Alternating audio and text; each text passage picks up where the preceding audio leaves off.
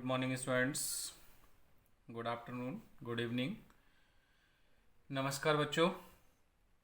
Today we are going to start the second video of the same series what we have started on the previous turn, current electricity of class 10th. In the first video we have discussed some important terms like potential difference, potential, what is electric current, what is its direction. Now we are going to start the next topic in the same series, Ohm's law, which is very important topic, Ohm's law. So today we will discuss Ohm's law and various other factors which affect the resistance of the conductor, resistance of semiconductor, resistance of alloys, etc. Okay, now start the video. Ohm's law.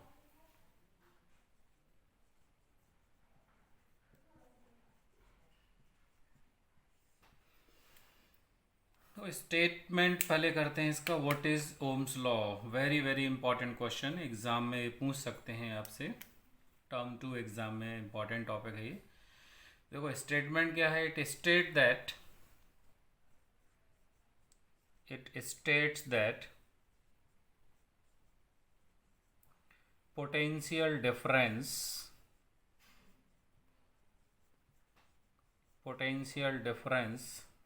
across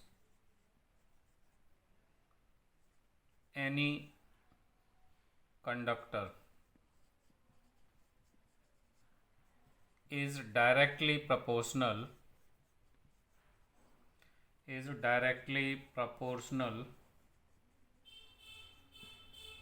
to the current flowing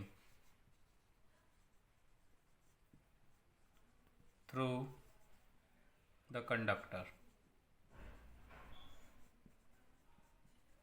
This is statement.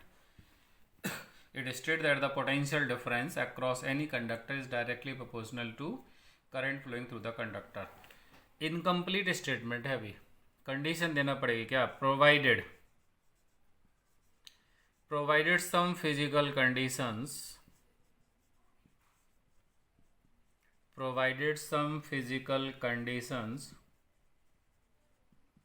like temperature,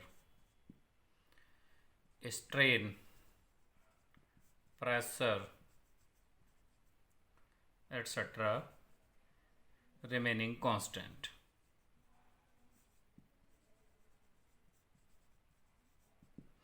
तो physical conditions constant होनी चाहिए भाई. देखो यहाँ पे सबसे important जो बात करनी है हमें, टेम्परेचर से रिलेटेड अभी हम बात करेंगे कि what is the effect of temperature if temperature is not constant.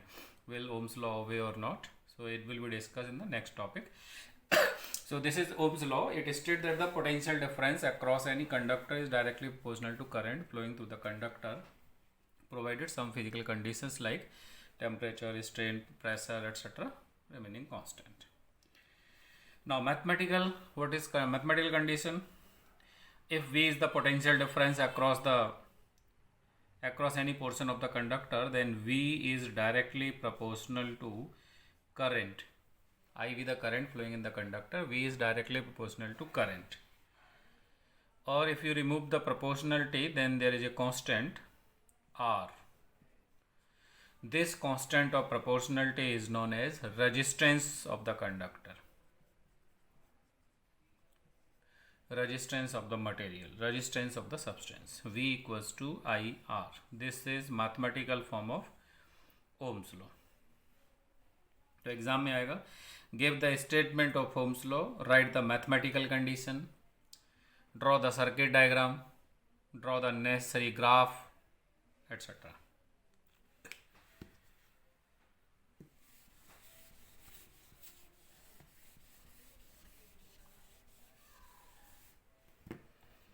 Now V proportional to I or V equals to IR.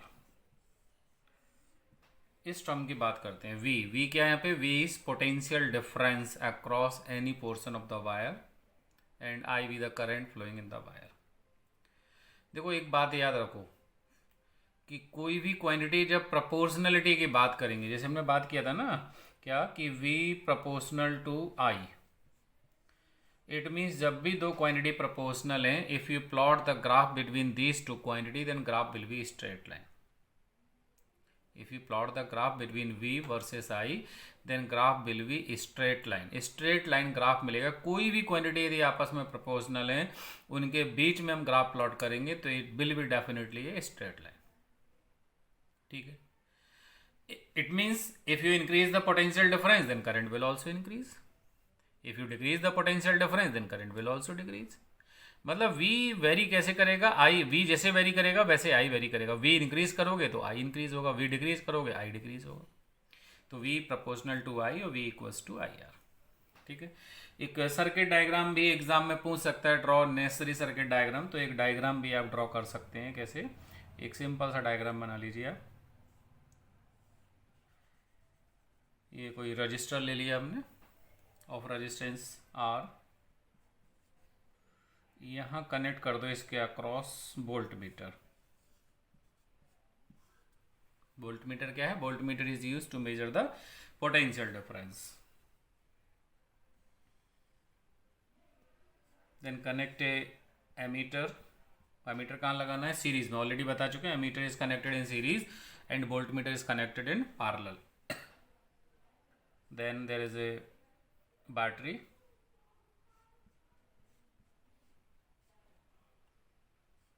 or a rheostat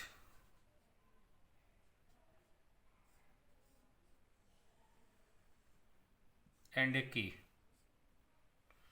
So this is necessary circuit diagram for the verification of Ohm's law. Okay, V is the potential difference। Circuit में current जो flow होगा, positive ये लिया है, this is negative, तो current will flow like this. I हम measure कर लेंगे, आई एमीटर से मेजर करेगा, वी क्या बताएगा? पोटेंशियल डिफरेंस मेजर करेगा voltmeter. V versus I हम ग्राफ प्लॉट कर सकते हैं इजीली। अच्छा, what is the shape? Exam में भी आएगा, what is the shape? Draw the V I graph. तो वी आई ग्राफ कुछ इस तरह से मिलेगा आपको।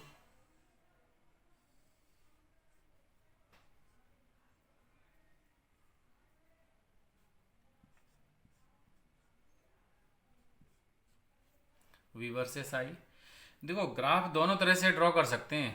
ग्राफ V वर्सेस I आप दोनों तरह से प्लॉट कर सकते हैं। देखो कैसे? एग्जाम में दोनों तरह से आपसे पूछ सकता है, रीजनिंग टाइप में क्वेश्चन। जैसे V हमने इधर प्लॉट किया है, इसमें एक ग्राफ हम ऐसे प्लॉट कर लें, इस साइड में V प्लॉट कर लें, इस साइड में I प्लॉट कर लें। दोनों तरह से पॉसिबिलिटी है ग्राफ की। ठीक है, V वर्सेस I ग्राफ कैसे मिलेगा? कुछ स्ट्रेट लाइन आपको ग्राफ मिल जाएगा ऐसे। यहाँ पे भी कुछ स्ट्रेट लाइन ग्राफ हम कह सकते हैं, स्ट्रेट लाइन ग्राफ। अब देखो दोनों में डिफरेंस क्या है, दोनों ग्राफ का समझो। V वर्सेस I, हमने V प्लॉट किया on Y axis, I along X axis. यहाँ पे V लिया अलोंग एक्स एक्सिस, I लिया अलोंग वाई एक्सिस। देखो इंपॉर्टेंट चीज़ें याद रखें। अभी हमने क्या बताया था? V प्रोपोर्शनल टू I और V equals to I R, V equals to I R and R equals to क्या होगा? V upon I। मतलब R क्या है? Resistance of the conductor. Resistance क्या है? इस फॉर्मूले से देख रहे हैं तो ratio of potential difference applied across the conductor corresponding to the current flowing in the conductor. This ratio is known as resistance. तो देखो R V अपॉन I, यहाँ इस ग्राफ में देखें V is plotted along this axis, so Y axis upon X axis, मतलब V upon I, Y axis upon X axis. ये क्या कहलाता है? ये स्लोप कहलाता है। एक कंसेप्ट, एक नया कंसेप्ट है आपके लिए, और अच्छे समझ लो। जब भी इस तरह का ग्राफ होगा तो Y axis upon X axis हम करेंगे, वो उस ग्राफ का स्लोप देगा। अब एग्जाम में क्वेश्चन ये आएगा कि what does the slope of V I graph give, what does the slope of V I graph represent. Slope क्या बता रहा है आपको? अब स्लोप इस वाले ग्राफ की बात करें, इस वाले ग्राफ में स्लोप क्या होगा? V अपॉन आई, और इस वाले ग्राफ में स्लोप क्या होगा? I upon V। स्लोप का मतलब है y axis upon x axis, मतलब टेन थीटा। एग्जाम में स्लोप का कंसेप्ट समझ लो। स्लोप का मतलब क्या होता है, स्लोप इज इक्वल टू होता है टेन थीटा, और टेन थीटा क्या होता है, परपेंडिकुलर अपॉन बेस। परपेंडिकुलर इस साइड में हो गया, बेस आपका ये हो गया, परपेंडिकुलर अपॉन बेस, यानी Y axis upon X axis. यदि हम इस वाले ग्राफ की बात करें, ध्यान से देखो, इस वाले ग्राफ की यदि बात करते हैं तो स्लोप क्या है, Y axis upon X axis, मतलब change in current, current upon potential difference. यहाँ पे क्या आएगा, करंट मतलब करंट अपॉन पोटेंशियल डिफरेंस, यहाँ पे क्या आएगा, पोटेंशियल डिफरेंस अपॉन करंट। दोनों में अंतर आ रहा है। यहाँ यदि हम इस वाले ग्राफ का स्लोप निकालते हैं तो स्लोप क्या होगा, इस वाले ग्राफ में स्लोप मिलेगा आपको delta I upon delta we, मतलब चेंज, वी का मतलब है चेंज इन पोटेंशियल की बात करें, पोटेंशियल डिफरेंस होना चाहिए, 2 पॉइंट की बात कर रहे हैं। यहाँ पे बात करेंगे तो स्लोप क्या मिलेगा आपको, यहाँ पे स्लोप मिलेगा आपको delta V upon delta I. तो दोनों में अंतर है, delta V upon delta I मतलब potential difference upon corresponding change in current. तो ये रेशियो क्या कहलाएगा, this ratio is known as resistance. Already पढ़ा है हमने, आर इक्वल्स टू क्या है, वी अपॉन आई, या फिर हम डेल्टा लगा दो, डेल्टा वी अपॉन डेल्टा आई बोल दो। Change in potential difference upon change in current, जो पॉइंट्स हम लेके चल रहे हैं, जिन पॉइंट से करस्पॉन्डिंग बात कर रहे हैं, तो delta V upon delta I, this is known as resistance. और यहाँ क्या हो रहा है, slope del I upon del V, और del I upon del V क्या है, रेसिप्रोकल ऑफ रेजिस्टेंस। यहाँ क्या होगा, रेसिप्रोकल ऑफ रेजिस्टेंस। दोनों ग्राफ का डिफरेंस समझ लो। अब डिपेंड आप पे करता है, ये ध्यान रखना है, क्वेश्चन पूछा गया कि what does the slope of V I graph represent, लेकिन वी आई ग्राफ किधर बना है, ये तो एग्जाम में ड्रॉ किया गया होगा। तो वी आई ग्राफ, तो वी इधर है, आई इधर है, तो वी आई ग्राफ की जब बात कर रहे हैं तो वी आई ग्राफ क्या दे रहा है, रेजिस्टेंस दे रहा है। और आपसे बोलते हैं आई वी ग्राफ, बोलते हैं आई वी का मतलब आई इधर प्लॉट कर लिया, वी इधर प्लॉट कर लिया, या ग्राफ दे दिया आपको। इस वाले ग्राफ की बात करेंगे तो यहाँ पे स्लोप क्या देगा आपको, रेसिप्रोकल ऑफ रेजिस्टेंस देगा, रेसिप्रोकल ऑफ रेजिस्टेंस। तो ये स्लोप का कंसेप्ट देखो अच्छे से समझ लो बच्चों, क्योंकि आगे 12th क्लास में भी आपको इस तरह के ग्राफ मिलेंगे, कई सारे ग्राफ मिलेंगे, 9th में भी कंसेप्ट था। तो स्लोप का कंसेप्ट समझना है कि स्लोप क्या बता रहा है यहाँ पे। Slope of V I graph क्या दे रहा है यहाँ पे, slope of V I graph represent resistance, and in this case slope of I V graph gives reciprocal of resistance. अच्छा, इससे क्वेश्चन भी दे सकता है एग्जाम में आपको, कैसे एक क्वेश्चन हम लेके चलते हैं इस तरह का।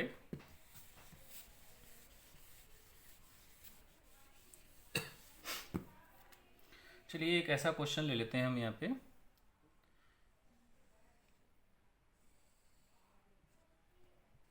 इधर ले लिया हमने पोटेंशियल डिफरेंस और इस साइड प्लॉट कर रहे हैं करंट, और let current is in ampere और potential difference is in volt, ये अज्यूम कर लिया।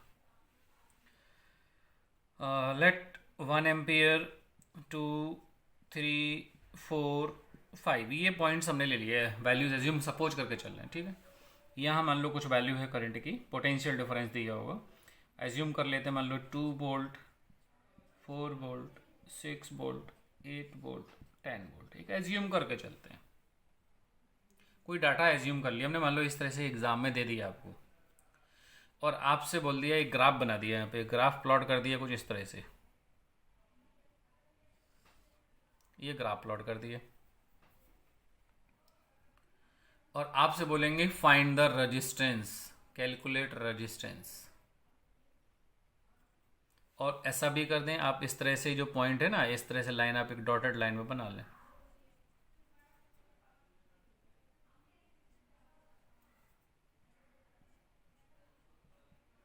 ये दिया हुआ आपको, इस तरह से दे दिया है। क्वेश्चन है find resistance, find resistance, resistance निकालना है कंडक्टर का। तो क्या करना है आपको, पॉइंट कंसीडर कर लो, एक पॉइंट आप ये ले लो, एक पॉइंट ये ले लो, ये let this point is A, let this point is B, और ये एक ट्रायंगल कंप्लीट कर लो आप, ये let this point is C. हमने ये बताया स्लोप, ग्राफ का स्लोप, स्लोप मतलब ये वाला एंगल, स्लोप की बात करेंगे।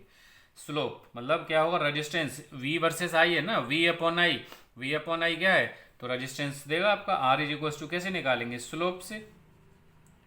और स्लोप क्या होगा, slope of triangle ten theta, और टेन थीटा क्या होता है, परपेंडिकुलर अपॉन बेस। तो फिगर में देखो इस ट्रायंगल में परपेंडिकुलर क्या है यहाँ पे, BC, और बेस क्या है यहाँ पे AC, BC की वैल्यू यहाँ से देख लो, BA corresponding 6 volt, CA corresponding 4 volt, तो VC कितना हो गया 6 माइनस 4, और AC करस्पॉन्डिंग कितना है 4 एम्पियर या 2 एम्पियर, तो 4 माइनस 2, तो 6 माइनस 4 कितना हुआ 2, और 4 माइनस 2 कितना हुआ 2, कितना आंसर आ गया 1, रेजिस्टेंस कितना हो गया 1 ओम। इस तरह से डाटा आप निकाल सकते हैं एग्जाम में, शायद रीडिंग आपको ग्राफ बना दें और आपको प्लॉट करने को बोलें, वैल्यू निकालने को बोलें, या प्लॉट करें तो प्लॉट भी कर सकते हैं ग्राफ, या फिर आपको वैल्यू निकालनी है रेजिस्टेंस की तो स्लोप निकालना है। लेकिन ध्यान रखना है कि स्लोप निकालना है कि रेसिप्रोकल ऑफ स्लोप की बात की गई है, क्योंकि यहाँ V वर्सेस I है तो slope of VI graph gives resistance, और I वर्सेस V ग्राफ लेंगे तो slope of IV graph gives reciprocal of resistance. तो रेजिस्टेंस निकालने के लिए फिर उसको इन्वर्ट उल्टा करना पड़ेगा, तब आप रेजिस्टेंस निकाल पाएंगे। तो ऐसा क्वेश्चन भी एग्जाम में स्लोप के ऊपर दे सकता है। तो कंसेप्ट समझना है, स्लोप का मतलब है, सिंपल समझ लो, slope means perpendicular upon base, या बोल दो Y axis upon X axis. किसी भी ग्राफ का स्लोप निकालना है तो वाई एक्सेस पे क्या प्लॉट किया गया, this quantity upon this, perpendicular, यानी Y axis upon X axis आपको करना है जब भी स्लोप की बात करेंगे। ठीक है, नाउ रेजिस्टेंस की जो हम बात कर रहे हैं यहाँ पे, रेजिस्टेंस क्या है, और अच्छा एक और बात कर लेते हैं रेजिस्टेंस से पहले, जो पोटेंशियल डिफरेंस वो क्या नाम बात की हमने, ओम्स लॉ की बात की है, VI ग्राफ की बात की। अब ये ओम्स लॉ को ओबे करता है, कुछ मटेरियल्स ऐसे होते हैं दे में obey Ohm's law, but some materials ऐसे भी हैं they will not obey the Ohm's law. तो जो ओम्स लॉ को ओबे करेंगे, ओमिक कंडक्टर्स, ओमिक कंडक्टर्स आपसे पूछेंगे कि what do you mean by ohmic conductors और नॉन ओमिक। ओमिक कंडक्टर्स, तो नाम से क्लियर है, ohmic conductor means those material, those substances which obey Ohm's law. Ohmic conductor means which obey Ohm's law, Ohm's law को ओबे करें। और Ohm's law obey कौन करेंगे, all the metals, metallic conductors हमने पढ़े हैं ना, मेटल्स, मेटल्स पढ़े हैं, copper, silver, aluminium etcetera, all the metals, all the conductors जो metallic conductor they obey Ohm's law. और नॉन ओमिक कौन से होंगे, non ohmic do not obey Ohm's law, do not obey Ohm's law. तो non ohmic कौन हुए, non ohmic materials are those materials which do not obey Ohm's law, and ohmic conductors, ohmic materials कौन से हुए, विच obey Ohm's law. अब जो Ohm's law ओबे नहीं करेंगे उसके एग्जांपल्स क्या होंगे, उसके एग्जांपल्स अब सेमी कंडक्टर्स बोल सकते हैं, सेमी कंडक्टर्स। इसके बारे में डिटेल्स में आपको 12th में मिलेगा। सेमी कंडक्टर्स होते हैं ना, डायोड वाल्व, ट्रायोड, ट्रांजिस्टर, इसमें जो एग्जांपल्स में आते हैं डायोड, ट्रांजिस्टर,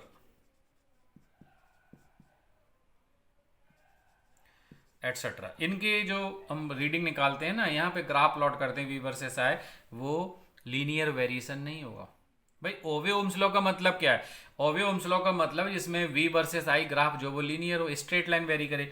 ओम्स लॉ में क्या हमने ये पढ़ा है ना, इस तरह से V वर्सेस I ग्राफ हो, लीनियर वेरिएशन हो, V डायरेक्टली प्रोपोर्शनल आई हो।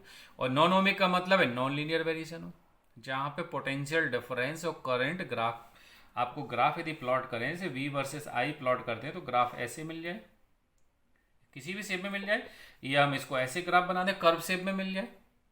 मतलब कहने का मतलब यहाँ पे है कि ओमिक कंडक्टर्स वो हैं जो ओम्स लॉ ओबे करेंगे, जिनके लिए पोटेंशियल डिफरेंस वर्सेस करंट का जो वेरिएशन है वो स्ट्रेट होगा, linear variation. But in case of non ohmic conductors, variation of potential difference versus current is not linear, it is non linear variation. Non linear, potential difference increase करोगे but वो proportionally increase नहीं होगा current, या decrease करोगे तो proportionally decrease current नहीं होगा। तो ये होते हैं नॉन ओमिक। ठीक है, चलिए अब बात कर लेते हैं थोड़ी सी रेजिस्टेंस के ऊपर। What is resistance of the material, resistance क्या है उसकी यूनिट क्या है। रेजिस्टेंस, देखो रेजिस्टेंस के लिए सिंबल लिया है हमने R। सर्किट में जो हम डिनोट करेंगे, सर्किट किसी सर्किट में लगाना है तो ये रेजिस्टेंस हो जाता है, और सर्किट में रेजिस्टेंस के लिए ये सिंबल भी यूज किया गया इस तरह से। सर्किट में रेजिस्टेंस को यूज़ करने के लिए इस तरह से भी यूज़ किया गया है। ये एक ही है, ये दोनों एक ही चीज़ है। ये वाला रजिस्टर क्या शो कर रहा है, ये वाला जो रजिस्टर है ना, ये हो रहा है वो फिक्स रजिस्टर जिसकी वैल्यू फिक्स्ड है, और ये क्या है, वेरिएबल है। वेरिएबल इसी को क्या बोल सकते हैं हम, रिहोस्टेट। रिहोस्टेट क्या होता है, वेरिएबल रजिस्टर होता है जिसमें रेजिस्टेंस आप वेरी कर सकते हैं। अच्छा, एक और चीज समझना, रेजिस्टेंस और रजिस्टर, इनमें भी डिफरेंस क्लियर करना है कि रेजिस्टेंस और रजिस्टर की बात करें हम। रजिस्टर क्या है, रजिस्टर तो एक डिवाइस हो गया ना, एक मटेरियल, एक अप्लायंस हो गया, कोई भी अप्लाई, भाई हर एक चीज, जैसे बल्ब है, इलेक्ट्रिक बल्ब, उसके अंदर वो रजिस्टर ही एक तरीके से। टीवी की बात करें भाई, उनके अंदर जो एबिलिटी है, किसकी प्रॉपर्टी जो हम बात करेंगे, रेजिस्टेंस क्या है, resistance is the property of material. Property of material, resistance क्या है, रेजिस्टेंस मटेरियल की प्रॉपर्टी है। और हम ये कहेंगे इसको क्या, कि obstruction for the flow of current, opposition for the flow of current. Resistance क्या है, resistance means opposition offered by the material of the conductor या सेमीकंडक्टर या जो भी है। Resistance opposition offered by the material for the flow of charge, for the flow of current, this is resistance. Register एक appliance, मतलब एक device हम कह सकते हैं, हर एक अप्लायंस में कुछ ना कुछ रेजिस्टेंस होगा, फिक्स होगा। भाई हर एक के अंदर वैल्यू तो होगी ना, कुछ ना कुछ वैल्यू, किसी में 10 ओम होगी, किसी में 5 ओम होगी, किसी में 2 ओम होगी। रेजिस्टेंस के लिए यूनिट क्या लेते हैं, रेजिस्टेंस की यूनिट लेते हैं ओम, और सिंबल क्या है इसका, ओम। ये ओम, रेजिस्टेंस का ऐसा unit is ohm. Denote symbol के लिए हम डिनोट क्या करते हैं, ये सिंबल से हम इसको डिनोट करेंगे, ठीक है। अब क्वेश्चन यहाँ आता है, रेजिस्टेंस के बारे में हमने बात कर लिया, एक टॉपिक और यहाँ पे बनता है, रेजिस्टेंस किस पर डिपेंड करता है, what are the factors on which resistance of material depends, very very important. Factors क्या है, factors which affect the resistance of material. So there are two important factors affecting resistance,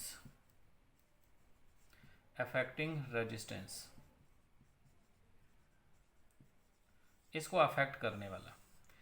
देखो यहाँ पे हम बात करेंगे पहली डायमेंशन। नंबर 1 है, resistance is directly proportional to length of the conductor, length of the material. Also दूसरा point, resistance inversely proportional to area of cross section.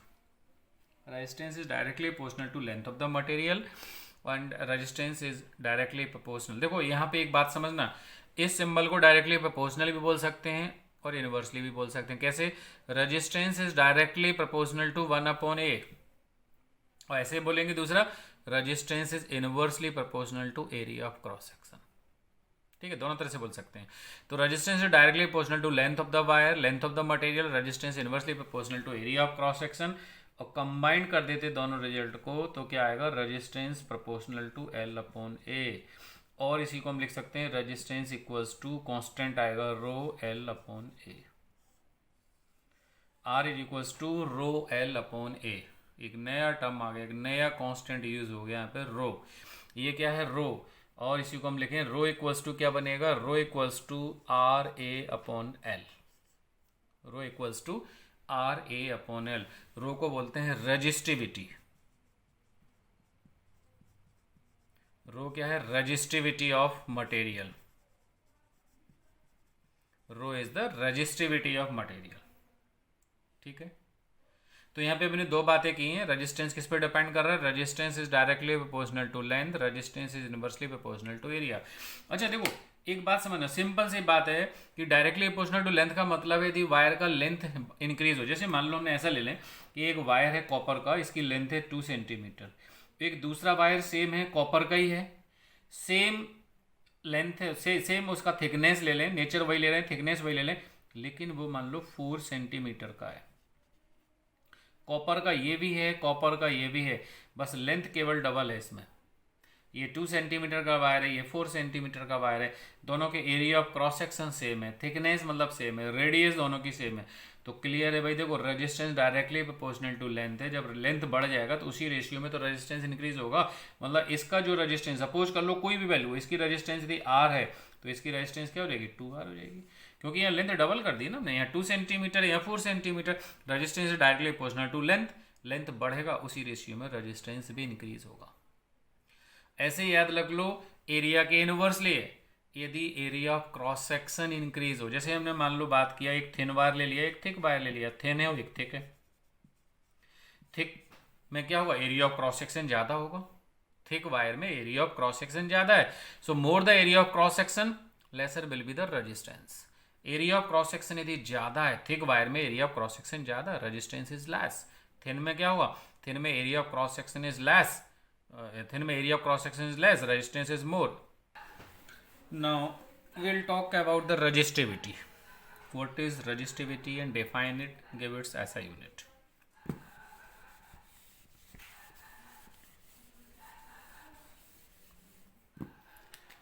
Resistivity, rho, resistivity rho. We have a formula, rho equals to RA upon L. Let A equals to 1 meter square, L equals to 1 meter, then rho equals to R. ये value substitute कर दो, assume कर लिया, let area of cross section is 1 metre square, length is 1 metre, then rho equals to are.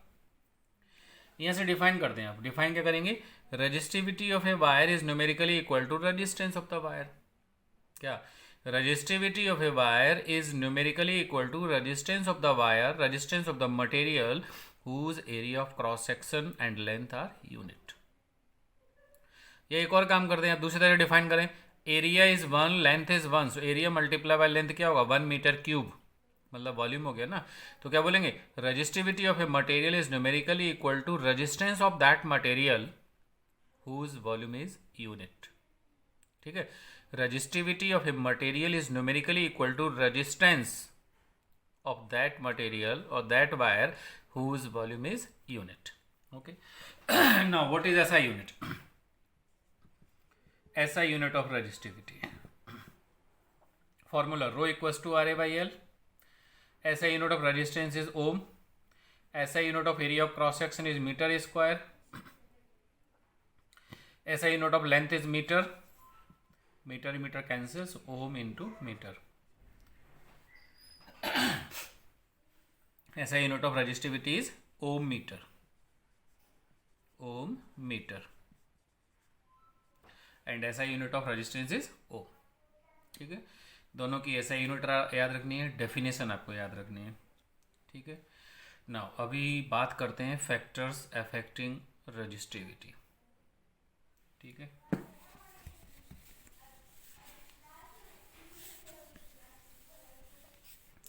देखो factors affecting resistance बात किया, एक काम और कर लेते हैं पहले। देखो हमने अभी बात किया है एक तो रेजिस्टेंस, और एक लिया रेजिस्टेंस, और एक लिया हमने रेजिस्टिविटी। रेजिस्टेंस का ऐसा यूनिट क्या है, ओम, और रेजिस्टिविटी का ऐसा यूनिट क्या है, ओम मीटर, और सिंबॉलिकली ओम इनटू मीटर। अच्छा, रेजिस्टेंस का रेसिप्रोकल और याद रख ले, कंडक्टेंस। कंडक्टेंस क्या है, रेसिप्रोकल ऑफ रेजिस्टेंस 1/r। इसका ऐसा यूनिट क्या होगा, ऐसा यूनिट इज ओम इनवर्स। भाई आर का यूनिट, आर का ऐसा यूनिट क्या है, ओम, तो ऐसा यूनिट ऑफ कंडक्टेंस क्या, ओम इनवर्स। और ओम इनवर्स को हम क्या बोलते हैं, उल्टी स्पेलिंग को उल्टा कर दो, म्यो, MHO, म्यो। और म्यो का एक और नाम होता है साइमन। नाउ रेजिस्टिविटी का रेसिप्रोकल एक टर्म और होता है conductivity, conductivity, and conductivity is reciprocal of resistivity. ऐसा यूनिट की बात करें, ऐसा unit reciprocal of this ohm metre, ohm inverse, meter inverse, and ohm inverse is mho, mho metre inverse. और म्यो को क्या बोलते हैं, म्यो को साइमन भी बोल सकते हैं, साइमन।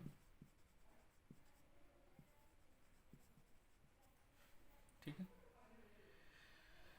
ना,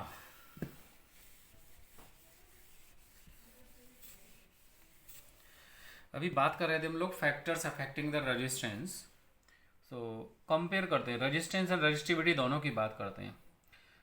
रेजिस्टेंस एंड रेजिस्टिविटी। रेजिस्टेंस किस पे डिपेंड कर रहा था? Resistance is directly proportional to length. दूसरा था resistance is inversely proportional to area of cross section. मतलब resistance of the material depends upon the dimensions of the material. Dimension means length and area of cross section. But resistivity जो होती है ना, does not depend, independent, independent, independent of dimensions. Dimensions पर depend नहीं करेगी। Resistance depends on dimensions but resistivity does not depend on dimensions. It means that suppose कर लो एक copper wire है, ये कॉपर वायर है, इसको ब्रीच में ब्रेक कर दिया हमने हाफ हाफ, इसका रेजिस्टेंस आर है, ब्रेक किया तो रेजिस्टेंस क्या होगा? डायरेक्टली प्रोपोर्शनल R/2 R/2, क्योंकि रेजिस्टेंस है डायरेक्टली प्रोपोर्शनल टू लेंथ। जैसे मान लो it is of copper wire, मान लो कॉपर का है, अभी हमने ब्रेक कर दिया, तोड़ दिया, तब भी तो कॉपर का ही रहेगा ना, मटेरियल तो वही है। और जब मटेरियल चेंज नहीं हुआ तो रजिस्टिविटी चेंज नहीं होगी। ध्यान रखना क्या? Resistivity depends upon the nature, depends upon nature, nature of material. Nature change कर दोगे तो रजिस्टिविटी चेंज हो जाएगी। जैसे मान लो हमने बात किया एक वायर है कॉपर का और दूसरा वायर ले लिया हमने सिल्वर का, दोनों की लेंथ इक्वल है, दोनों के area of cross section equal है, दोनों की लेंथ इक्वल है, दोनों के area of cross section equal है। मतलब एल कॉपर जो है वो एजी कॉपर, एल कॉपर जो है वो एल एजी, दोनों के इक्वल लेंथ है। Area of cross section of copper is equal to area of cross section of AG, दोनों के area of cross section same है। तो रजिस्टिविटी क्या होगी? दोनों की सेम है यदि, तो अब मटेरियल तो लेकिन अलग है, मटेरियल ये कॉपर का है, ये सिल्वर का है, तो रजिस्टिविटी दोनों की सेम नहीं होगी। लेकिन रेजिस्टेंस बताया था, resistance depends on dimension, means length पे डिपेंड कर रहा है, area of cross section depend कर रहा है, दोनों की लेंथ सेम है, दोनों का area of cross section same है, तो रेजिस्टेंस ऑफ कॉपर जो होगा ना, रेजिस्टेंस ऑफ सिल्वर, ये इक्वल होगा। बट रजिस्टिविटी क्या होगी? Resistivity of copper does not equals to resistivity of silver, ये नहीं होगा। दोनों वायर का रजिस्टिविटी सेम नहीं होगा, क्योंकि उनकी नेचर बदल गए ना, नेचर बदलेंगे तो रजिस्टिविटी चेंज होगी। ठीक है। एक और इंपॉर्टेंट फैक्टर आता है temperature dependence.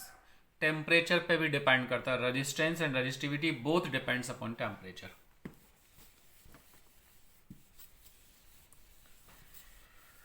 Temperature dependence, resistance oblique resistivity, both resistance and resistivity both depends upon temperature।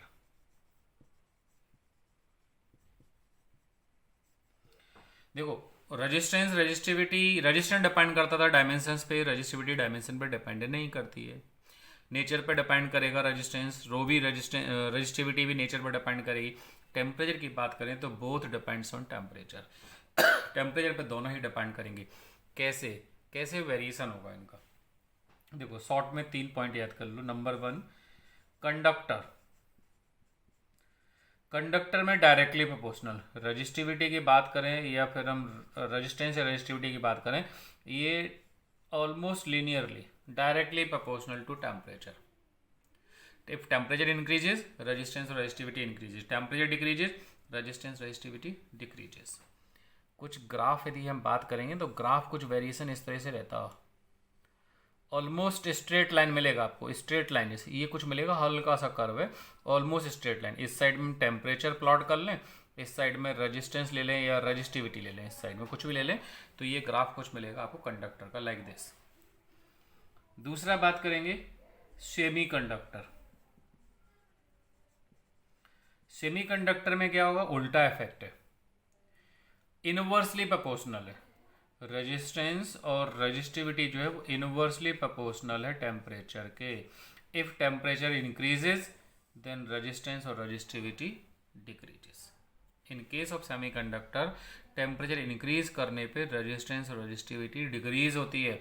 और सेमीकंडक्टर केस में यदि आप ग्राफ प्लॉट करेंगे, इधर चाहे हम रेजिस्टेंस ले लें या हम रेजिस्टिविटी ले लें इस साइड में, और इस साइड में टेम्परेचर बनाएंगे, तो ये ग्राफ कुछ इस तरह से आएगा। जैसे मान लो ये इस तरह से डिक्रीज होगा, कुछ एक्सपोनेंशियली डिक्रीज होता है ये, एक्सपोनेंशियली। और एक और ले लें थर्ड पॉइंट, एलॉय। एलॉय के केस में यदि बात करेंगे तो एलॉय के केस में रेजिस्टेंस जो होता है ना, वो ऑलमोस्ट इंडिपेंडेंट है।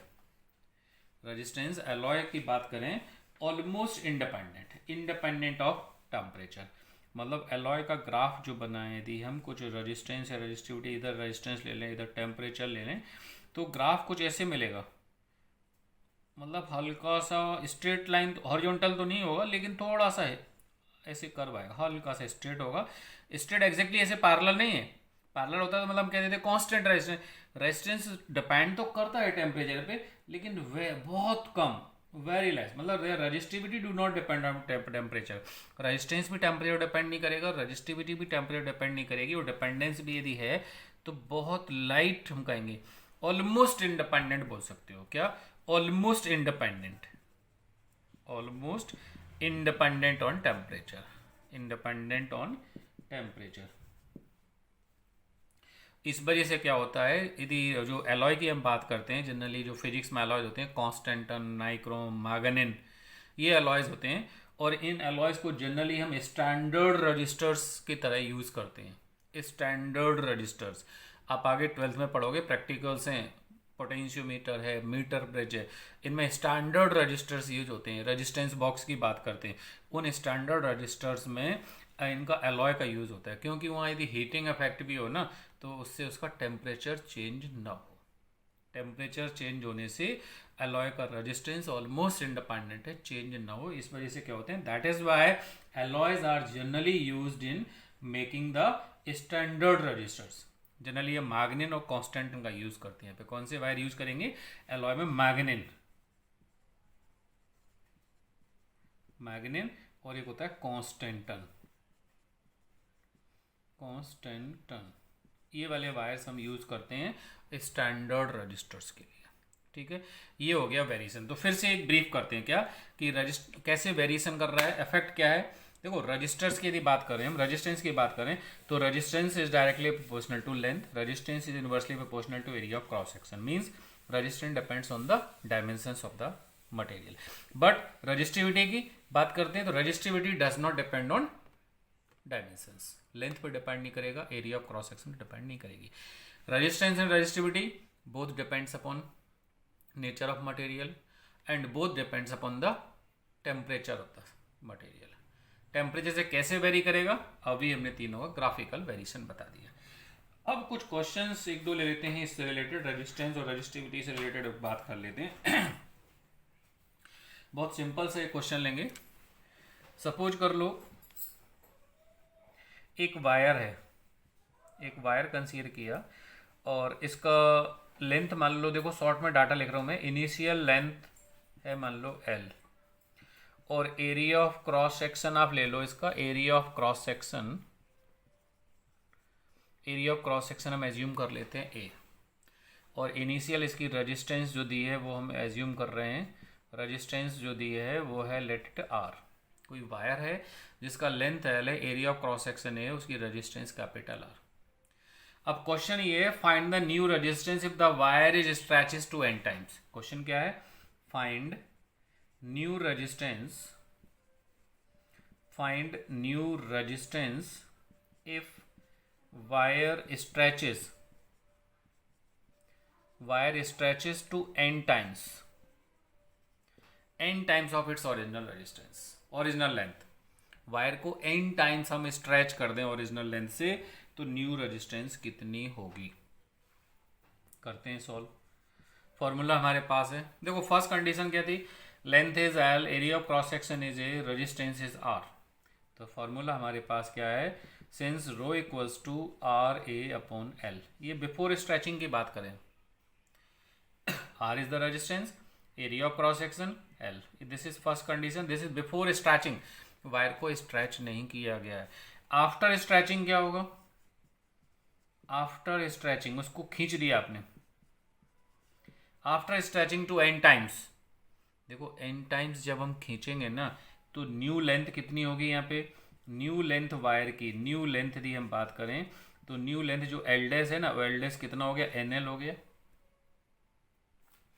नया लेंथ क्या हुआ एन टाइम्स बढ़ा दिया हमने, खींच दिया उसको, तो न्यू लेंथ कितना हुआ, L dash is equal to n L.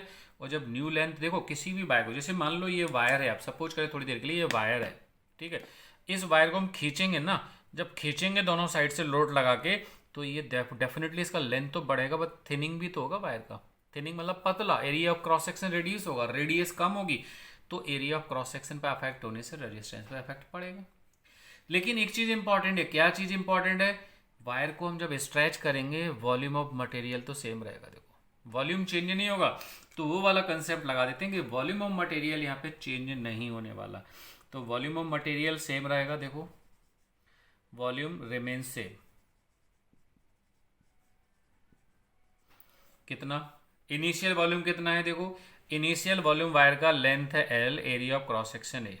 Final volume क्या है, लेंथ हो गई एल डैश, और फाइनल एरिया कितना हमने एज्यूम कर लिया, मान लो ए डैश, पता नहीं हमें, और एल डैश की वैल्यू तो आपको है पता, एल डैश कितना बोला हमने, एन एल, मतलब एन टाइम्स उसको स्ट्रेच कर दिया, ए डैश एल ए।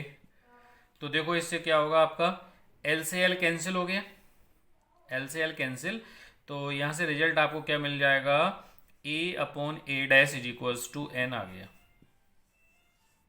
देखो एल से एल कैंसिल, तो A upon A dash N आ गया, एक तो ये वैल्यू हमने फाइंड कर ली।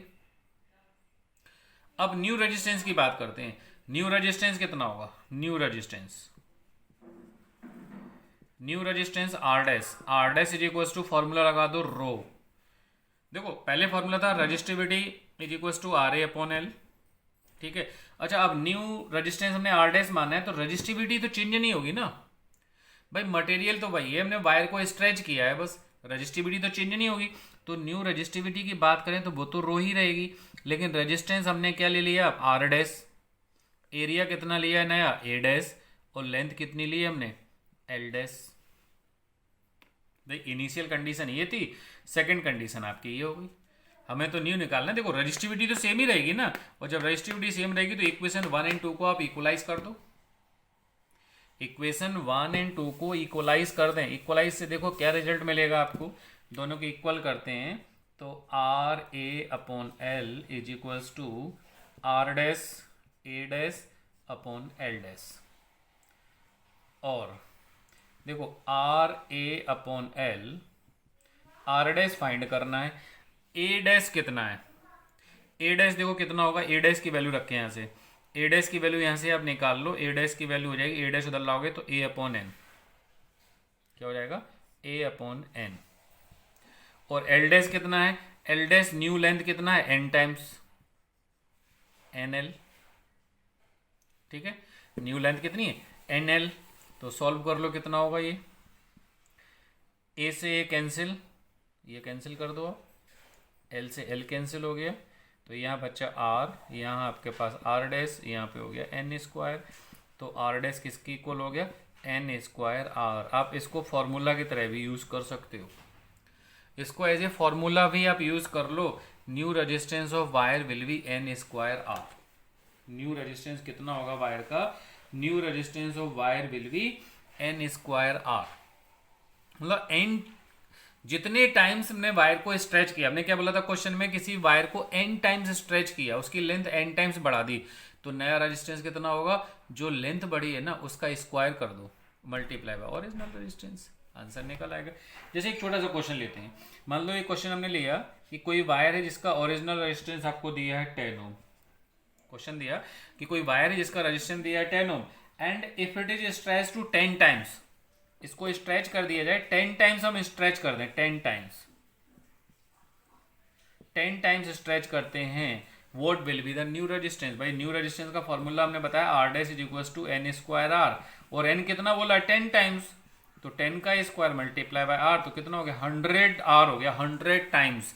इनिशियल रेजिस्टेंस कितना है 10, तो 100 इंटू 10 यानी कितना आ जाएगा 1000 ओम, आपको आंसर मिल जाएगा। कितना आंसर मिलेगा 1000 ओम आंसर मिल जाएगा।